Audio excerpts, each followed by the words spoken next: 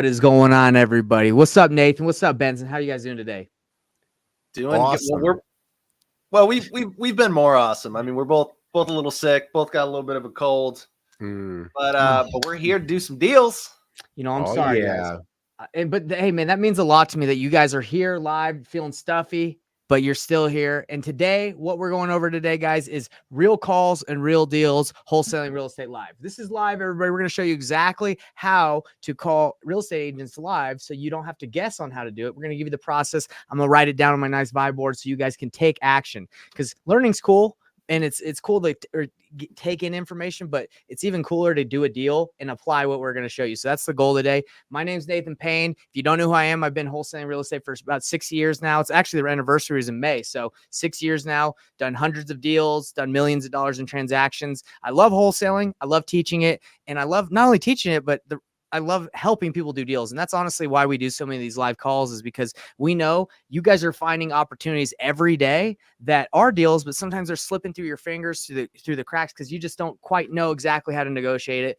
But that's why we're able to help people do hundreds of thousands of dollars in transactions as well. So that's who I am. That's why we're doing this call for me, Nathan Valle. Tell us who you are, and then we're going to wrap it up. We're going to, the home run with Benson. Tell us who you are after. So Nathan, what's up? Yeah. What's up, guys? My name's Nathan Valle. Still got to work on my intro. Benson, man, you gotta help me with that. I could use some pointers. My intro is Nathan Valle. Done a bunch of deals. Here to do some deals with you guys live. Don't take my word for it. Watch me do it live, and then you can be the judge. That's all I got. Benson, who the heck is Benson Juarez? If someone popped in here, they're like, "What's this guy? He's at a movie theater. He's look like he got some curtains in the background." Yeah. I'm in my basement hanging out with the mice and the spiders. I am also sick as well, but that's what's cool about this call, right? It's like it's real calls, real deals, real world. Sometimes you're sick and you don't want to call. Sometimes you're sick, you don't feel up to doing the calls. And so that's what we're here to show you to do. But I've been in the business for over 20 years, guys. Longer than Valle's been alive, probably. Yeah. So been around the block a bit, seen some ups and downs, tried all different strategies, wholesale, fix and flip, buy and hold. Also one of the owners of Privy Real Estate Investing Software and Omni REI. So I'm just here to support the Nathans and get some deals done. Well, I love it. Okay. And yes, again, guys, sir. The plan is to show you guys the process of calling real estate agents live using Privy. We like to use Privy for our on market. And so you guys can do it, right? Because again, who cares about all this information out there if you guys aren't able to actually apply it? So that's our plan today. And our promise is we're going to make live calls. Okay. So you don't have to just sit there and be like, are these guys, have they done a deal like 5 years ago? Are they even legit?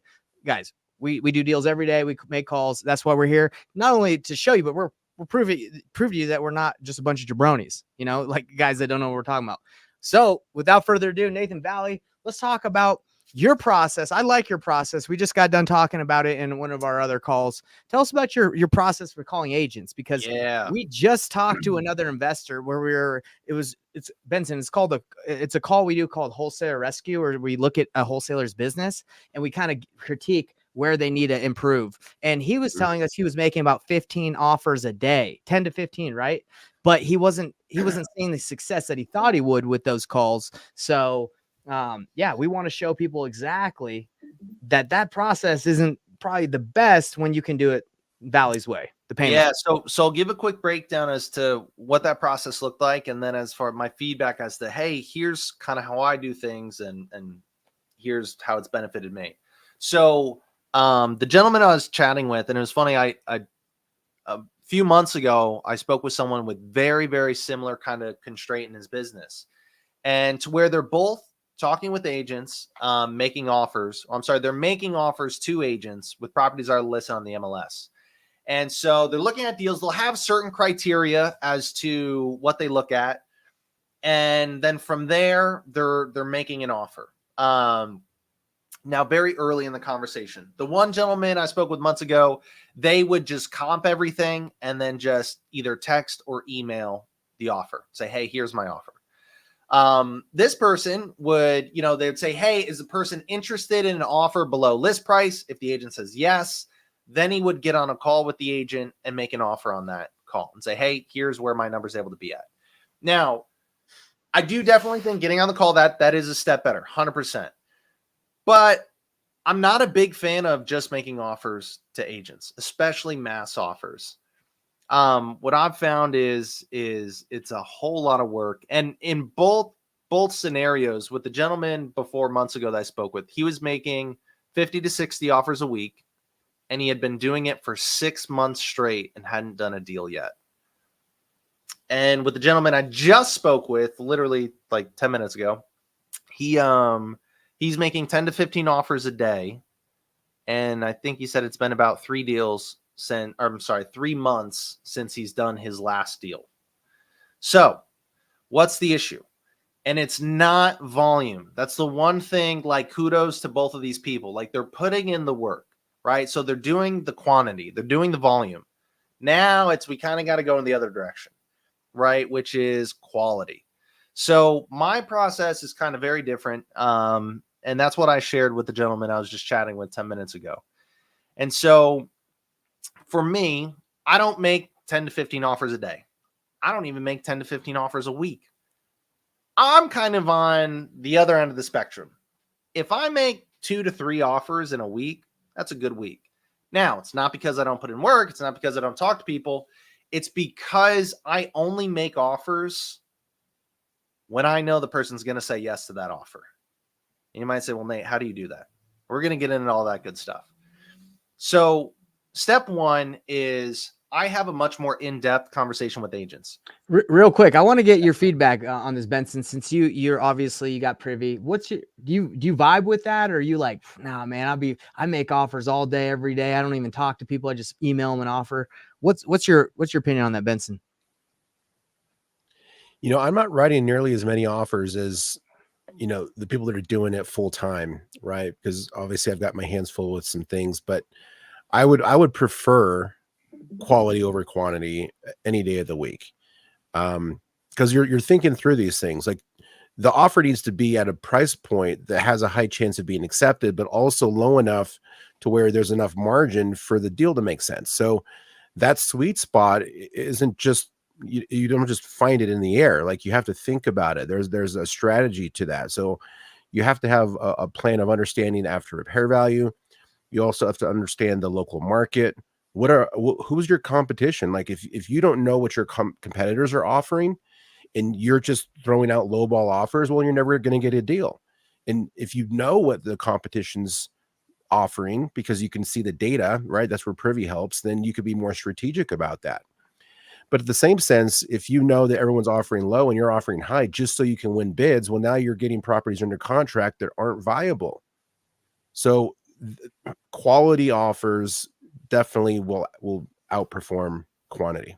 Exactly. Yeah. And I actually got Salesforce like 2 years ago, the CRM that's like full blown. It does everything. And we were sending out offers like crazy because we were like offers.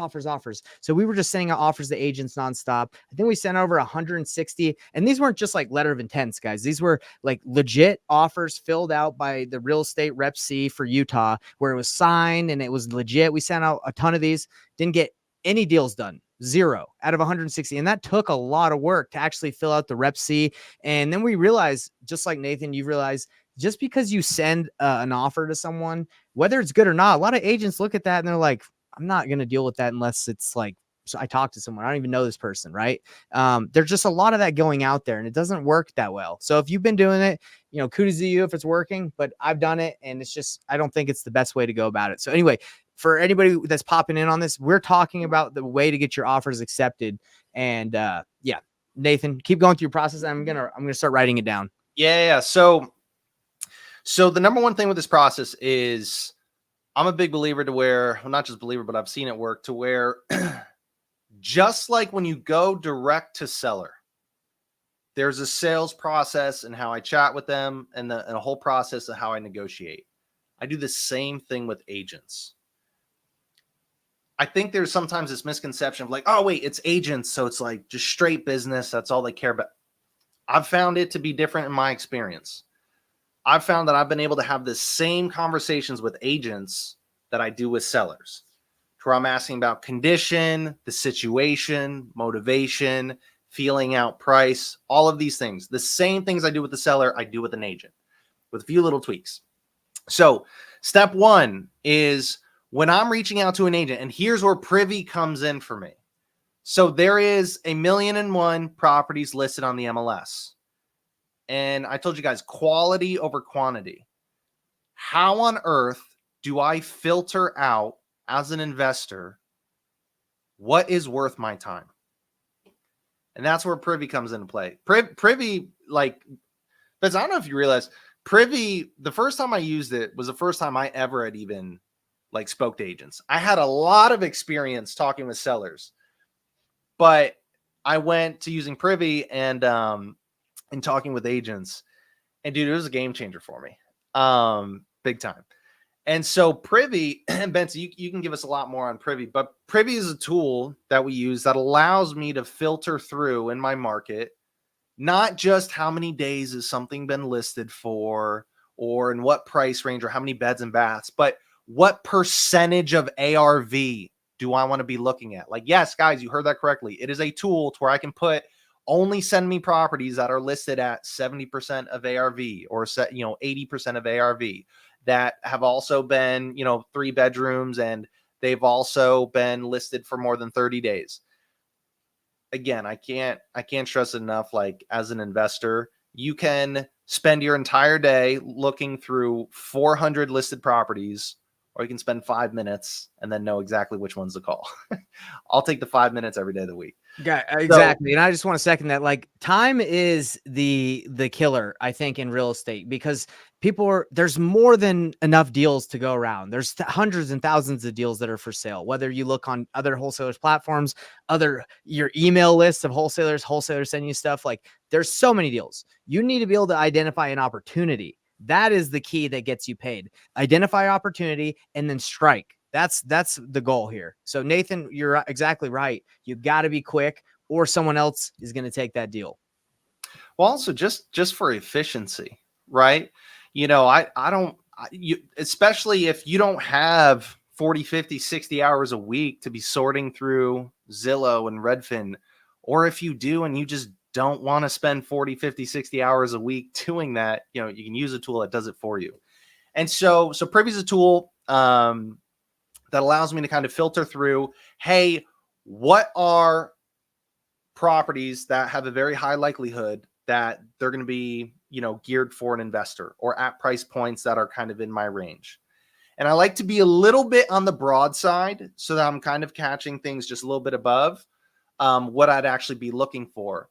And then from there, so Privy does all the legwork, right? And so rather than looking through 400 listings, it's going to say, hey, here's the 10 that meet exactly what you're looking for. And so now what I'm able to do is I'm able to look at just those 10. And there's 2 things I'm looking for, because now I'm deciding, okay, what am I actually going to call? And there's 2 things I'm looking for. Number 1, is this a property that I can add value to? Right? Either me, an investor, a fix and flipper, right? Is this a property that an investor can add value to? Does it look like it needs any updating? Does it, is it in disrepair? Is it right?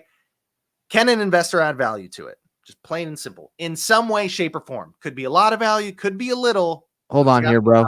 I got to stop you. So you're not calling a brand new build or a remodeled home? You're not doing that? No. Get those out of here. I don't want that. Okay, so you're trying to find crappy houses, pretty much.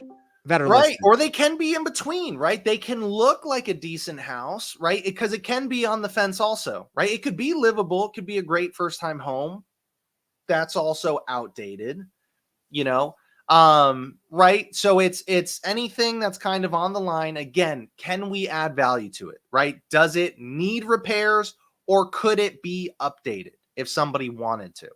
Either one of those options, right? Can I add something to this, Nathan? Yeah, please. This is right on the tail of what you're doing before you transition in the new topic is, if you find properties that need repairs, the offer that you make doesn't have to be as aggressive, because it's all based off of a discount, thinking about after repair value, right? So if you have renovated houses in the area and you find that house in the neighborhood that needs work, you can give them a more fair offer that has a higher chance of being accepted.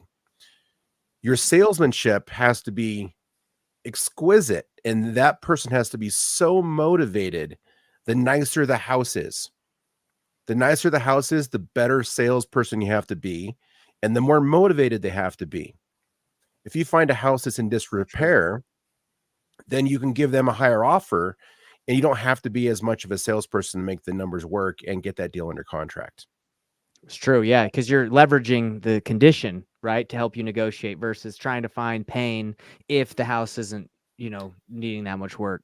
Yeah, guys. And if the house doesn't need if there's no value you can bring to the situation, right? The house doesn't need any repairs and there's no motivation, no pain. I don't care how exquisite of a salesperson you are. You could be the most exquisite there is, right?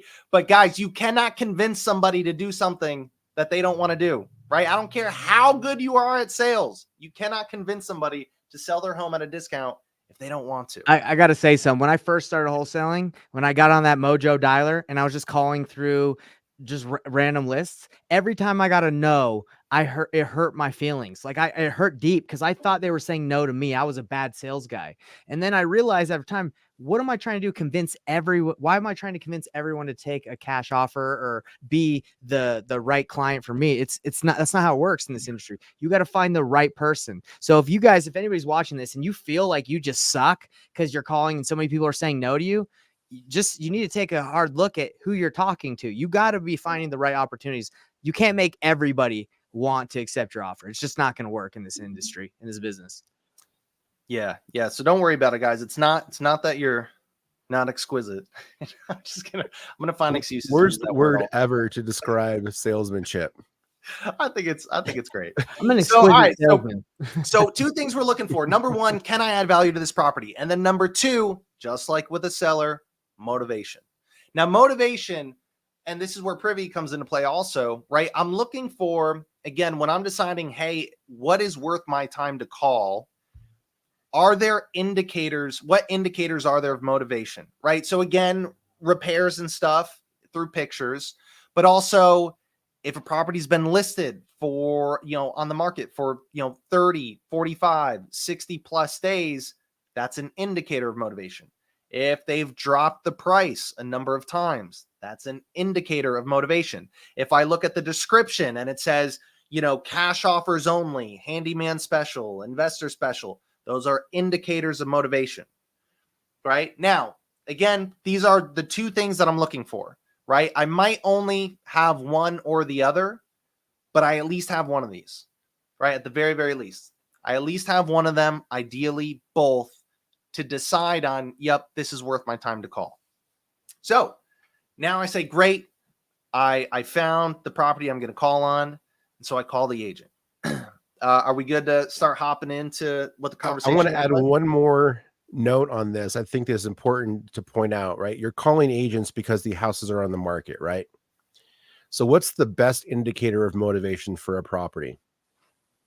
They put the house on the market, right? So everybody's chasing motivated sellers, but they're calling people who are in foreclosure or houses that are vacant or absentee owners, and they're looking for this typical off-market deal. When you go and target an on-market property, guys, you're already finding one level of motivation from the very get-go, and that's that they put it on the darn market. And you also know the price.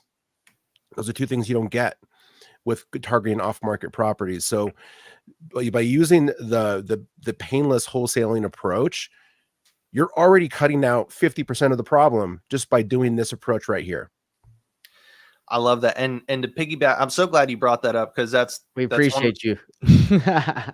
That's one of the biggest things I always forget to mention is, with wholesaling, it's we want to do, how do I do a deal as fast as I can? Talk to the most motivated people. And who's the most motivated sellers? The ones that already have the house listed on the market saying, hey, I'm ready to sell. It's already listed.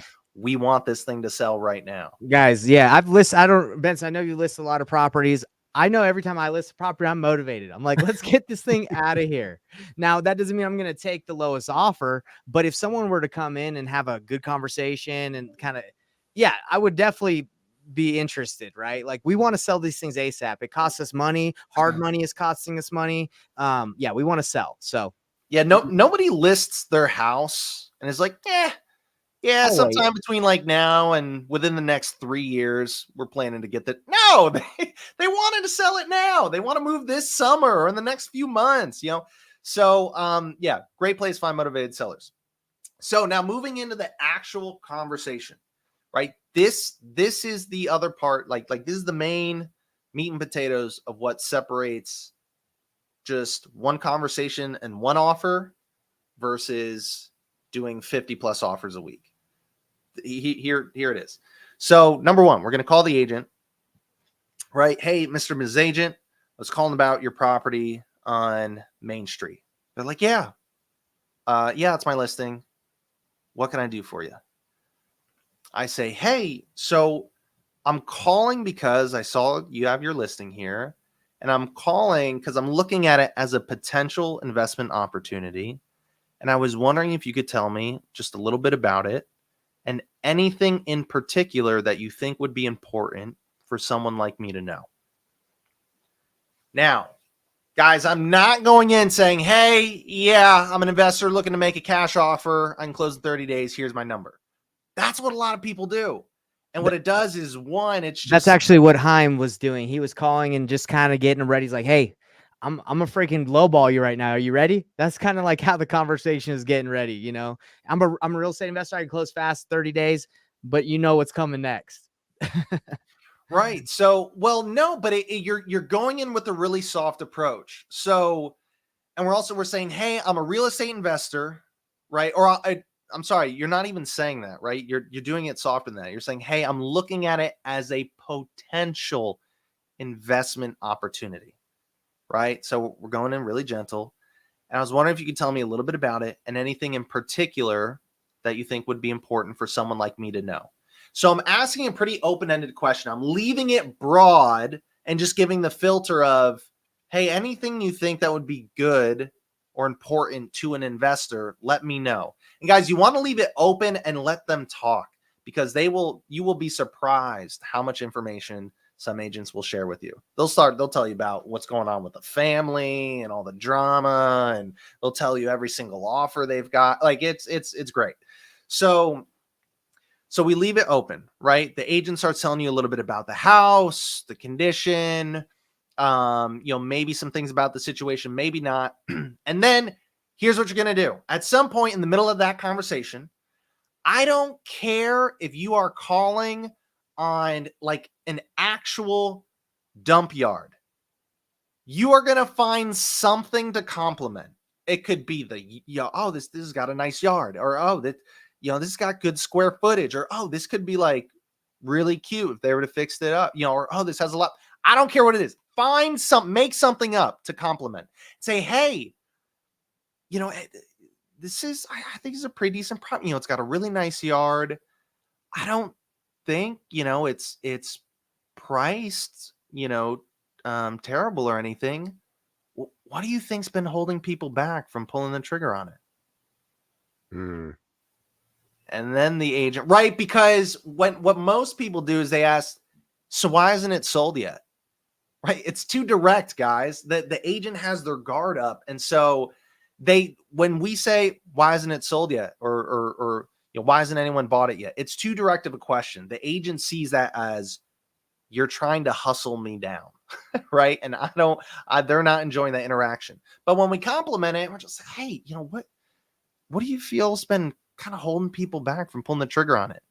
Now we're able to uncover more information. Well, yeah, I want to add to that, Benson. I mean, you can add to anything you want, but like agents, they're trying to make as much as they can, right? So if you ask questions that are direct, like, why isn't this sold yet? Again, like you said, they're going to get defensive. They don't want to just give you the lowest offer that like they can, or that they're willing to accept. They want to make as much as they can. So you got to be strategic.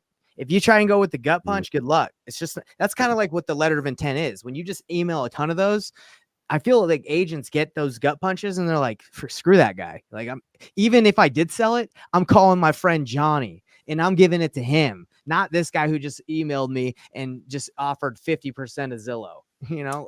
they have pride. Agents have pride, I feel like. They do. Yeah. Yeah. And they also too, like I said, their defenses are going to go up if you start, saying that there's something wrong there. And whether they admit it or not, they're part of the problem. So they've contributed to this house not selling.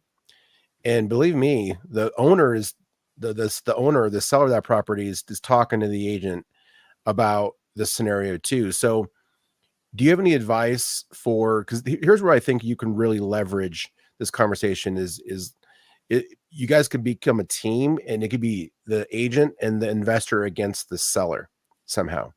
So how do you team up with them to say that, okay, like we know this seller just doesn't want to lower the price, right? Like they're staying firm on their price for some reason. Like, is there some language there that you can use where you say, okay, we know it's the owner is preventing this property from selling. How can we work together to get the price down to where we can sell it? Yeah. So great question, right? So, okay, uncovering all this information, that's cool. But how do we talk numbers with the agent without, right, making people upset? And just one last thing I wanted to mention real quick about the agent. Guys, when we make comments about the house not selling or issues with the listing or whatever, or, oh, it's priced wrong, it's not geared towards the seller. We're talking to the agent, and the agent, this is their job. And that's why they take it personally, because they look at those comments that people make to them as, this is my job, this is my listing, you think I'm doing a poor job. Or when you ask, why isn't it sold yet? You think I'm not doing well as an agent, or you're asking them to admit what they're doing wrong, right? We don't want to do that because it doesn't really get very far in the conversation. So Benson, great question. How do we get to numbers, right? The seller, that the list price is 300,000, and we know we need an offer at 210. So one of the things I do is we're chatting with the agent, right? And so asking that question, hey, what's held people from pulling the trigger on it? In these questions, agents will tell, well, we've had an offer at this price. Okay, well, hey, what held them back from just moving forward with that? That's a great offer. Or, hey, and one of the things I always say to agents, and all you watching can steal this from me. Early in the conversation, I always tell the agents, hey, I am looking at this as a potential investment opportunity, but one of the things is I'm not the right buyer for every property. And if I'm not the right buyer for this one, that's totally okay. I'll let you know as soon as I know. But the one thing I can promise you is I will never make an offer that will insult you or the seller. That's not my goal here. That's not what I do. Doesn't mean I don't make really low offers. It just means I don't make an offer that would insult them. And guys, the only thing that insults them, it's not the number, it's the way people go about it, right? And that's what we're going into right now. So how do I get to these really, really low numbers without upsetting these people? So one of the things I do is there's questions that I ask to where we can uncover, hey, where are the other offers at? Right? We've been talking with the agent. We've been asking, excuse me, about condition, what's going on with the property. I'll also ask, a lot of times I'll throw something to be like, okay, yeah, you've probably been getting a lot of calls from investors on this. They're like, yeah, I'm like, got it. Right. And if the listing price is 300, I'm like, oh yeah, they've probably been making really low offers at like 180, 190. And a lot of times they'll either be like, yeah, right. Or they'll correct you. They'll be like, no, not that low. But I mean, we've had them at like 210. And I'll say, okay, yeah, I got it. That sounds about right. And what did I just do? I know where the other cash offers are at now. So I'm uncovering these really important pieces of information. Now we get towards the say that again. I want to write that down. So how did you get that offer from the kind of the idea of where the offers are coming? You probably got a lot of other investors that have been calling you. They've probably been making offers around 200. Right. And you just say a really low number, right? If the house is listed for 300, say, oh, you've probably been getting really low offers at like 180, 190. Yeah. Right? And by the way, so go ahead. I was just gonna say the goal is to say a number and let them correct you, right? I don't want to, if it's listed for 300, I don't want to say 270. I want it to be so low so that their reaction is like, oh no, not that low. No, we had one offer at 210, or we had one offer at 225, but the sellers didn't want to go forward, right? We're trying to uncover, trying to get them to tell us, hey, what's the best, what cash offers have you gotten? Without me asking, hey, what other offers have you gotten? Yeah, right? yeah. I wanted to say that if any of you have talked to an agent and said, what other offers have you got? I don't think that ever works out. They're like, I can't tell you. That's my fiduciary responsibility to never say that. Like, they come in hot, bro. They're like, they get upset. So this is the best way to do it. Just assume, right? Like, hey, like Nate said, you've probably been getting a lot. This is a property that looks like it needs a little bit of work or whatever. It looks like it might be an investment opportunity. You've probably been getting some calls from some real estate investors. I'm assuming you've been getting offers around like 200, maybe 150 from that jabroni that always lowballs everybody. And then they're like, no, wait, no, 210, whatever they say. But at least you're able, and you can usually vibe if they're lying to you, right? If they still got the guard up, they're like, no, we haven't got anything less than 300. Like, oh, okay. Okay, sure. Well, the nice thing is whenever they do, if they're like, no, we've had cash offers at no, we've had them at like 280. Then you say, oh, hey, that sounds like a really good number. Like, what held them back from just moving forward with that? And then, the explanation, you uncover more information. But right, so we want to find out where the other offers are at. And then towards the end of the conversation, right, I'm chatting with the agent and I'll say, hey, look, Mr. and Ms. Agent, okay, I've got a lot of great information here. This is really helpful. I know you've got it listed right now for 300,000. I'll be honest, I haven't had a chance to crunch, the numbers just yet. I've got to do some homework on my end. So I don't know exactly where I would be at just yet. But I'm pretty sure I'm probably not going to be able to get up to 300,000. So I guess my question is, realistically, for an offer to where, if it were to be a cash offer and I can do X, Y, and Z, those other valuable things that you said were important to the seller, realistically, where do you think the seller really needs to be at in order for it to make sense? Again, I'm not saying a number. I'm leaving it open-ended. I want them to tell me what's the best they can do, because you'll be surprised sometimes. That's one of the things when I did my 30-day challenge, to where I used nothing but Privy. I chose a brand new market and I did a $20,000 deal in 30 days. And I only worked on it 2 to 3 hours a day, Monday through Friday. And it was the first time I had ever worked with agents. Yes. One of the craziest things that surprised me, I had a lot of experience negotiating with sellers, but I did not expect, guys, on more, I think it was like 3 times, 3, maybe 4 occasions, I had an agent drop $90,000 to $100,000 on price. Not once, not twice, but it was like 3 or 4 times. And guys, I wasn't calling that many agents. I was having like 2 conversations a day, Monday through Friday, right? So 10 conversations a week, right? 40 conversations. So 10% of those people, man, we're crunching out numbers here, right? I was shocked. I was shocked. $100,000 with an agent listed. That's a big deal, right? So that's why we want to leave it open. So we want to leave it open to see what they say. And a lot of times you'll be surprised. Sometimes, right? A lot of other times, though, you might not be surprised, right? They're like, yeah, for a cash offer, they'd really need to be at 280. Now, the one thing, even if that's not close to your number, still give yourself a golf clap, because you now know, okay, I'm working with a price that nobody else knows about, because it's still listed at 300. Everybody else in the world, they're only seeing 300, but 280 is what they'd actually be willing to accept. So now here's the secret sauce. Agent says, yeah, it would need to be at 280. I say, okay, got it. Okay, let me tell you this. 280 is the number to get to. Let me crunch the numbers on my end and get back to you.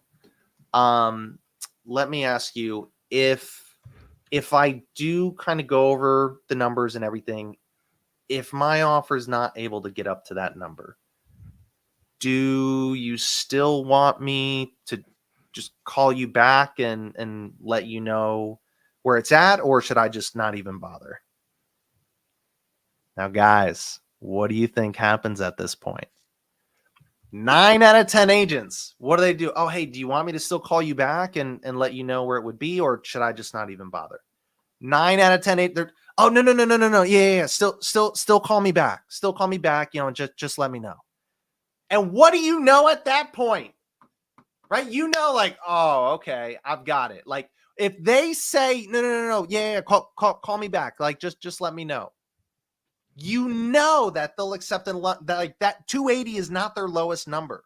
Right. There's room there. I don't know if it's 10 grand. I don't know if it's 50 grand, but I know 280 is not their lowest number. So, okay, this is great. And guys, the thing is, on the flip side, if the agent, right, if they say 300, they're like 280 is the lowest they'll accept. And be like, hey, should I bother calling back if I'm lower than 280? If the agent without hesitation is like, no, don't even bother calling back. Like, if you can't do 280, like, don't waste your time. Yo, let me say okay, and I don't waste my time, right? And I don't insult that agent. I don't call back, right? If I know I need to be at 200 or 190, right? And now right? So you don't have to waste your time. So let me say something really quick, Nathan, about offers. So a lot of people talk about offers, make a ton of offers. I think it's gotten skewed over time, right? It's not because you can make 1,000 offers in a day. If they're crappy offers, it's a waste of time. You want to make good offers. So Nate, you have something that you like to talk about when it comes to offers. When you're talking to the agent and you're saying, hey, should I call back and make my legit offer? And they're like, yes, please. They're asking for your offer versus if you would have started this call in the beginning without doing all these questions and going through the sales process and just saying, hey, I'm a real estate investor. I need to be at 50% of Zillow. I need to be at 150. I need to be really low. You're immediately haven't built any rapport. They don't know who you are. They don't trust you. They don't like you. They're not going to go to bat for you. And, you gut punched them. You disrespected them pretty much. Honestly, unfortunately, you disrespect an agent if you just come in too low, because that's their baby, man. They get to list one property a year pretty much. So if you come in there and gut punch their one baby they're trying to make 15, 20K, they're going to get hurt. But if moral of the story, stop punching babies. Yeah. In the gut. That's their baby, dude.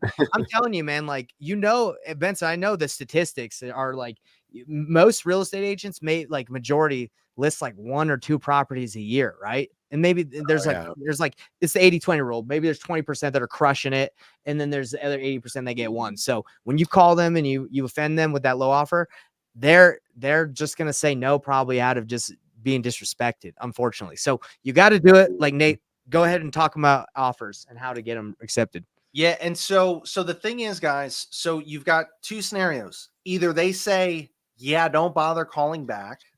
Right. And at which point you now know, and you don't need to bother calling back, and you can move on to the next person or the next lead. Right. And the way I end that conversation is like, okay, got it. And what I'll do is maybe I'll send a text later that, right, if I know I'm like, I need to be at like 190, 200, I'll wait like a couple hours and I'll just shoot a text, or maybe give a call and just say, hey, yeah, sorry, it looks like I'm not able to get to the 280. If circumstances were to ever change, please feel free to reach out to me. Or if you have anything else down the pipeline that you think might be a better fit for me, please feel free to reach out anytime. Right. And now here's the thing. That's a relationship that you didn't damage.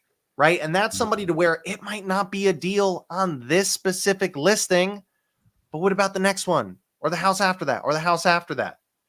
Right. So you get to keep these relationships and not ruin it because you still made that low offer.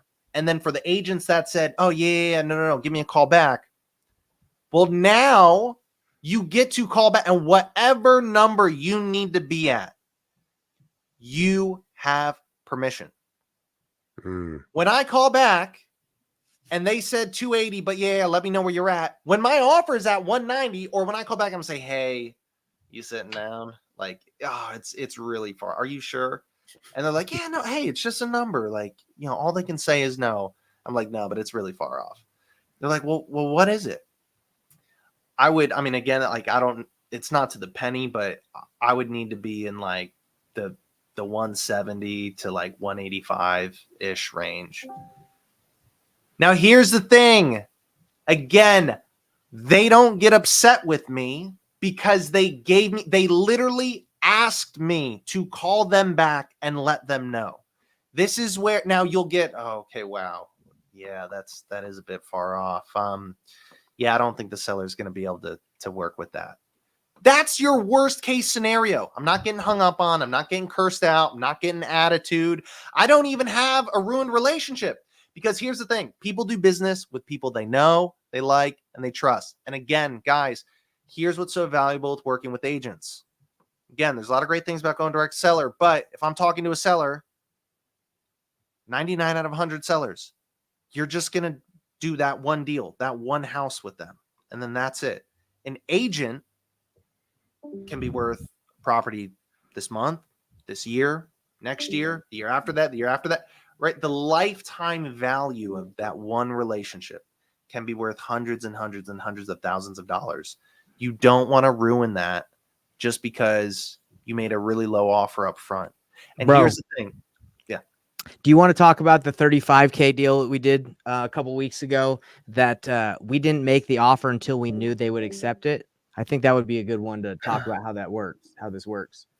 Yeah. We could definitely talk about that. I would bring that up. Train of thought. There was like one more thing I was going to say on that. But, and one thing I want to point out, guys, the conversation that I went over, for those of you that are like, I know we're investors. I know we gotta make offers at really low prices. Does that conversation seem like something doable?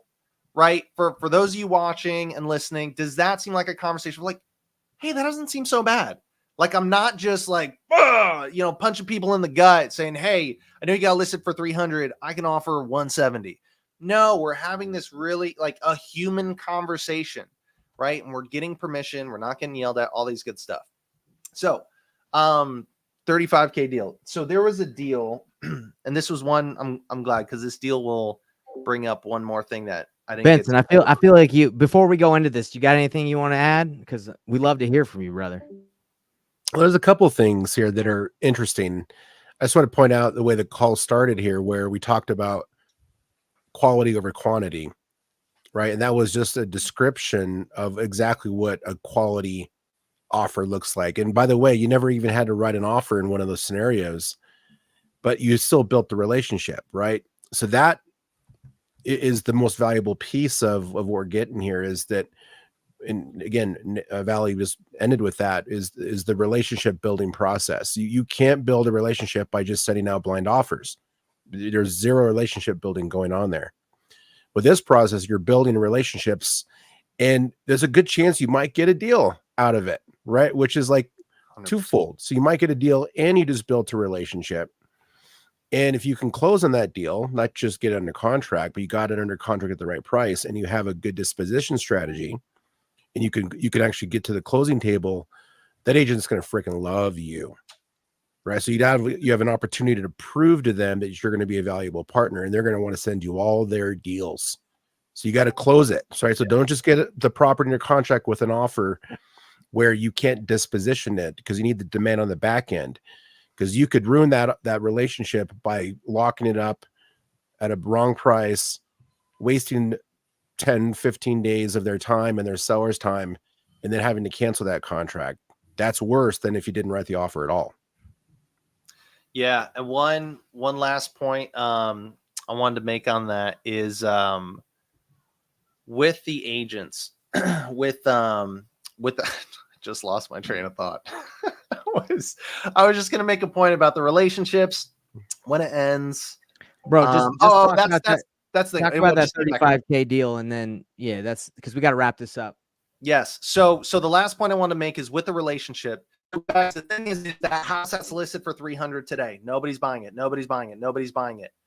When the seller does come to that moment to where it's like, okay, like we're ready to accept that cash offer, that investor offer. The reality is at that price, there's a million investors to where it's a deal for all of us. But who's the one person that's going to get it? Right? The agent is going to remember, oh, there was 20 people that were just really rude and just gave me like these really low numbers, no explanation, no conversation, nothing. Oh, but Nathan Valle or Benson or Nathan Payne, that that one guy, I remember he was really nice to chat with on the phone. I got to see in demonstration how he does his business. Well, I feel like there's a better way to word that, but right, there's a better way he goes about the business, right? I know him. I like him. I trust him. He's going to be the person I call. Yes, it's still listed on the market today for 300. That's what everyone's seeing. But he's going to be the person I call when the seller tells me, hey, we're ready to accept that offer at 210. And guys, that's how you win these deals, because they're not going to want to call the person that was like, you're crazy for thinking they can get this price. You're wrong on comps and ARV and this and that. That agent's not going to call those people. They're going to call the person that had the conversation like this. All right, let's talk about 35K breakdown. So there was a deal we did a couple weeks ago to where it was off market, but it was with an agent. And there was a lot of activity on the deal. There's a lot of competition, a lot of investors, a lot of other wholesalers. And the thing was, they were all making offers, but nobody was having a conversation like this, at least not to this extent. And one of the things is price. Yes, we need to get it at the price that we want, but you want to make sure you're asking questions about things other than price also. So for this deal specifically, right, got to ask about price. And the way I word it to agents, right, and I'll do this midway through the conversation, I'll say, hey, obviously price, getting the highest price possible. Obviously, that's the most important thing. I know that's number one. Is there anything, putting price aside, is there anything that's important to the sellers? Anything of value, timeline? Is there anything they're concerned about? Is there any, are they worried about moving? Are they worried about, what to do with a bunch of stuff? Anything at all like that, anything that, could potentially be of value to them. Right. And you want to kind of give a few examples to get the agent thinking of like, oh, okay, well, there is this or there is that. Right. And you want to try to pull out what are things other than just price that are important to the seller. And so on this deal, this was a deal to where there was a lot of competition. There was a number of offers, and our offer was like $20,000, $30,000 less than the rest of the competition. And there's a few reasons why they went with our offer. Number one was because we made an offer that no other wholesaler could compete with. What do I mean by that? Every wholesaler is making an offer with an inspection period, a 3-day inspection period, 5-day, 7-day, 10-day inspection period, whatever it is. Why? Because they need to get it under contract and then blast it out to their buyers list and hopefully try to fulfill on the promises that they made to this seller. The thing is, this is a seller that was about to lose his home to foreclosure. If somebody were to get this house under contract and not be able to perform and have to cancel that contract, this seller would have lost everything. Keep that in mind, guys, when you're wholesaling. There is a way you can do this business that's responsible and ethical, right? But this seller would have lost everything. So we were able to make an offer that was 0 days due diligence, had a $50,000 non-refundable earnest money deposit, right? And the reason why we did that is 0 days due diligence, really large non-refundable earnest money deposit. Why? To give that seller absolute certainty this is going to happen. You say yes to this, it's a done deal, right? That's the kind of certainty we want to give that seller. And if you guys are wondering like, Nate, well, that's cool for you guys, but I don't have 50K to put down for EMD. Guys, we don't put down 50K on EMD. We let the buyer do that, right? So we're not doing any of that stuff, but that's another conversation for another day, right? So we have the buyer put down that EMD, 0 days due diligence. And here's the thing. One of the things that was really important to the seller that nobody else knew about, the seller, when he sold the home, he's in foreclosure, right? So you got to think about the situation in people's life, right? He's in foreclosure because he can't pay the bills on the house. Well, that also means that he just doesn't really have money in general.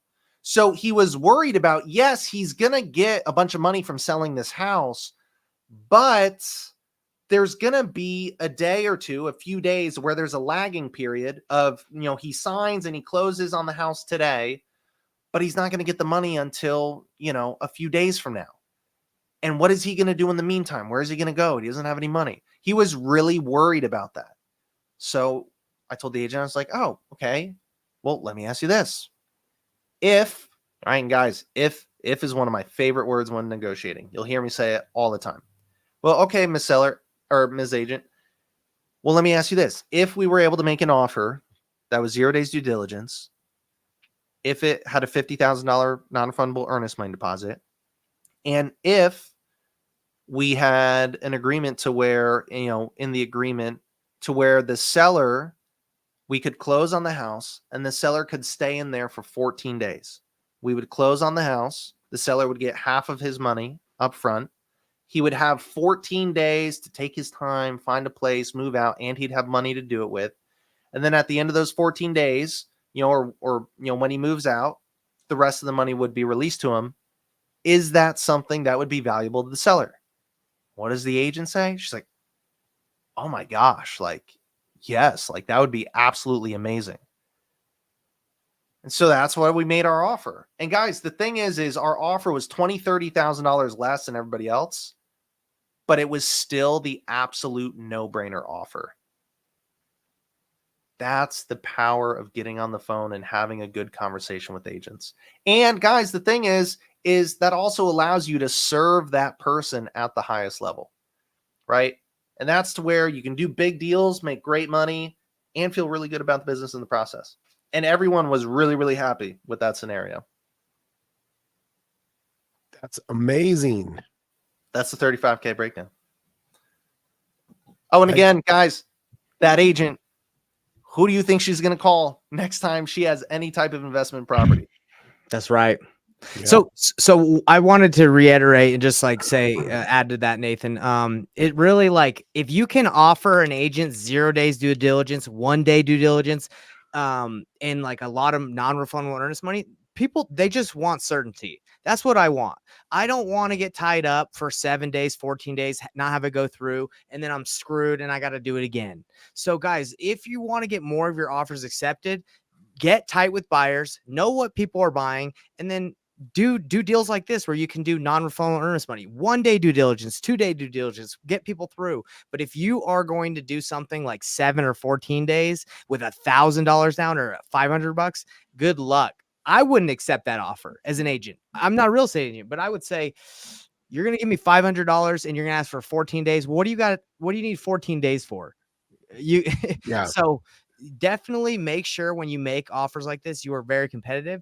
And we had someone that watched our challenge. He just watched what we do, and within 7 days, he got his first deal. It was like a $5,000 deal. All he did is he went and made an offer. He told the agent he could do it in give him 1 day due diligence, had a buyer already planned to go walk it. The buyer was like, yeah, I can do it. And the guy, he made $5K. He just added $5,000. Well, obviously he got it at the price where he was able to make $5K. I'm not going to break down the price, but guys, that's how you can get deals on market. Is you give the agent certainty. They're going to give that certainty. Like, they're going to recommend the seller accept it.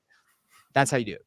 Good. You're not going to get it if you go long due diligence. I'm never accept Benson. I mean, if someone ever gave you 14-day due diligence on a house you're selling, that's just ding, ding, ding, ding. Why would I accept that? Right. Like, ding, that's a wholesaler. Not going to mess with it. So, right. So anyway. Yeah. And especially in today's day and age, guys, like, wholesaling's become very popular, right? Agents are becoming more and more familiar, right? They might not know how it all works or the ins and outs, but they know to be aware of it, right? And a lot of them are taught to just stay away from it. So that's why you want to strategically be able to go about the business in a way to where you can sidestep all of those issues. And that's why flipping the painless way is honestly the easiest way to do it. You know, it's a lot easier to make offers when you already have the property sold. It's a lot easier to make offers when you know what people will pay. Right. And that's why Privy's awesome. But unfortunately, a lot of people that get in this business that are new, they either go too low and no one's accepting their offers, or they go too high and they're screwing people over. Don't do that. Learn how to do it the right way, the painless way. But anyway, we were going to make some calls, but this call went a little longer than I thought, guys. And we usually try to keep it to an hour. We don't want to, we don't want people's ears to, start bleeding. Just it'd be too long. So, there's always next week. There's always next week. That was a promise we made, but I'm already breaking my promises. And I don't want to do that. I don't want to. Maybe we'll answer one question real quick. Okay. Hikaru, I hope I'm pronouncing that correctly. Just got on. I just purchased Privy. Awesome. Congrats. Let's go. I'm also an agent. My concern is finding a buyer that's not an agent themselves or using me as an agent. Do I have to lock up the deal and dispo it? Yeah, it's a really good question. Did anybody want to take point on that? Nate, I'm gonna let you take point on the rest of this call because I gotta hop on another call where we're always going. You're good. So I'll answer this real quick and then we'll wrap it up. Okay. So when finding buyers, Hikaru, so yeah, most of your buyers probably won't be agents, and there's nothing wrong with that. Also, just kind of the disclaimer, I'm not an attorney, speak with an attorney for legal advice, right? Just throwing that out there. Okay, so most buyers are not going to be agents, which is totally fine. They don't need to be agents. When you're looking for deals, typically the way I see agents working them is when you are finding opportunities that you are looking to wholesale, you are presenting yourself and acting as a buyer to where you are looking to buy it, right? And then you will be wholesaling it to a wholesaler. You got to go to Benson. All right, guys, you stuck with just me, everybody. I apologize. No, it's all good. Guys, thank you for tuning in. I'm going to answer Hikaru's question real quick. We'll see you next week, Benson. You're the man, bro. Thanks for coming on. Thanks, guys. Love you. So Hikaru, yeah, most of the buyers, they're not going to be agents. There's nothing wrong with that. You can definitely still work with them. One of the things with being an agent, again, best advice is to go find other agents that are already wholesaling and ask them what they do, because typically agents will have special verbiage in their contracts disclosing, hey, I am an agent, but I'm not acting as an agent in this contract. Again, not an attorney. Chat with somebody in the business that has their license and is wholesaling. That is the best thing. I'm not an agent. That's why I don't want to give specific advice as to what to do with that. But you can absolutely wholesale. It's 100% fine if your end buyer is not an agent. That's probably going to be 99% of the time. You're just wholesaling the deal to them, right? So to where you are the buyer, getting the property under contract, and then you are wholesaling. You are assigning your rights to that contract to the end buyer. Doesn't matter if they're an agent, if they're just a buyer, that's totally cool too.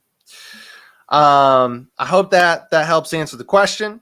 But again, the biggest piece to answer that in more depth and more specific to you, I'd recommend find somebody, whether it's through a local RIA meetup or in maybe in your brokerage or in an online community. Find somebody that's an agent that's also wholesaling, and they'll be able to give you the exact feedback as to what to do with that. But guys, it has been great chatting with you. Thank you for tuning in. We will see you guys next time. Have a good one. Take care.